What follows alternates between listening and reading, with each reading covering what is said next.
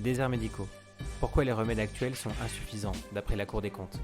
La Cour des comptes a publié le mois dernier un rapport sur l'efficacité des mesures visant à améliorer l'offre des soins de premier recours, lutter contre les déserts médicaux, dit autrement, par exemple lorsqu'on consulte un généraliste.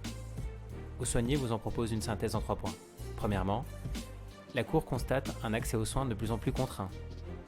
En France, comme dans l'ensemble des pays développés, il y a un déséquilibre de plus en plus important entre l'offre et la demande de soins. La demande de soins augmente en raison de la fréquence croissante des pathologies chroniques, diabète, hypertension, et ces maladies induisent un volume de soins dits programmés de plus en plus important, qui représente à eux seuls 70% environ de la charge de travail des médecins généralistes. L'offre de soins, quant à elle, c'est-à dire le temps de soins disponible, a reculé pour des raisons multiples, notamment la baisse du nombre de médecins formés par rapport à l'évolution de la population française, et également la diminution des créneaux de soins ouverts en soirée ou les week-ends, d'après la Cour des comptes. Plusieurs conséquences à ce phénomène, parmi lesquelles une augmentation de la part des patients sans médecin traitant, moins d'efforts pour atteindre les patients les plus éloignés et un encombrement des urgences. Les mesures actuelles sont trop fragmentaires, insuffisamment ciblées et pas évaluables d'après la Cour des comptes. La Cour évoque les divers plans et mesures qui se sont succédés depuis les années 90. Au début des années 2000, les dispositifs favorisaient le médecin traitant. Depuis 2010, on a favorisé le développement des structures favorisant l'exercice coordonné comme les maisons de santé.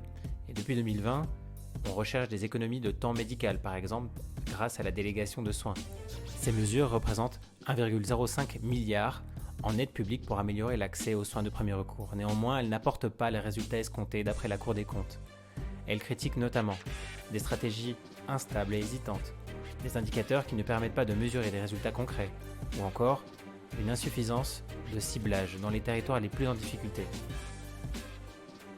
Pour cela, c'est le point 3, elle suggère différentes améliorations.